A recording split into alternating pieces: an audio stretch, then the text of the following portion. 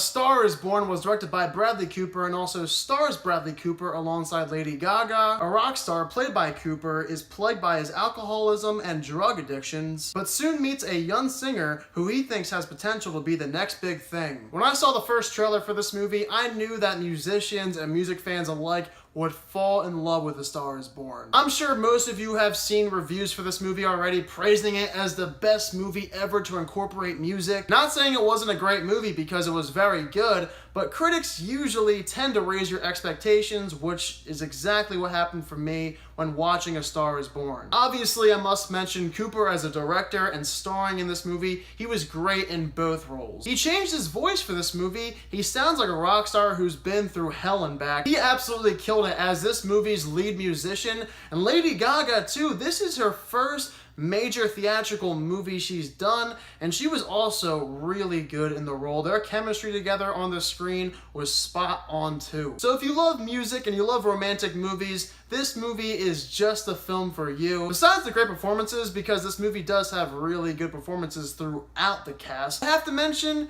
the movie feels like a film that would have been made in the 2000s, like 15 years ago. We haven't gotten great romantic movies in the past decade, and this movie is that one exception. Everything between the cinematography, the shots, the dialogue, it all feels like a 2000s movie. The plot is centered around music, and the music in this movie is also enjoyable. It's not my favorite. There are other movies where I like the music more so than this film's music, but still the music was good for my ears to hear. The script was great. It was very well written. The dialogue in this movie feels super authentic. There is a sense of realism accompanying this entire film. When characters are talking, I say that's what it would sound like in real life. That's how that moment would go down if it happened in real life events. For those of you who did not know, this is a remake, and it's a remake done well. Usually movies that are remakes aren't too good, but A Star is Born knew exactly how to copy and paste the old idea and make it into a new one, if not a better one. So there was a lot I liked with A Star is Born. This movie is truly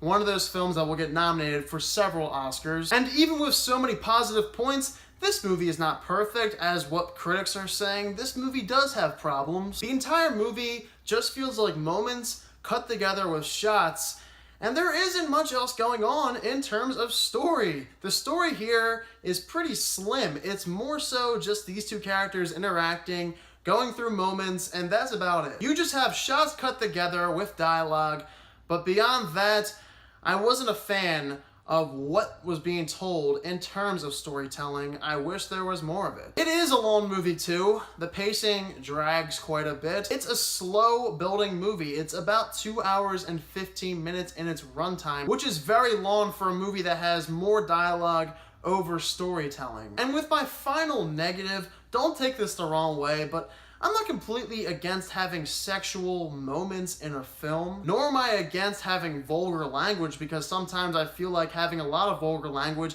gets the point across really well. But when you account for the amount of vulgar language and sexual scenes thrown in this movie, there is a bit too much to the point where it does get distracting and annoying for the audience. Those are my final thoughts. A Star is Born is a very good movie. It's certainly worth watching in the theater. There's a lot of great positives to take away from A Star is Born. It'll get several Oscar nominations. Bradley Cooper gives girls more reasons why they should love him. The movie does have its fair share of problems for me, but that didn't stop me from enjoying the movie overall. I'm giving A Star is Born an 84%. Like I said, if you enjoy music, if you like watching romantic movies, this is the film for you.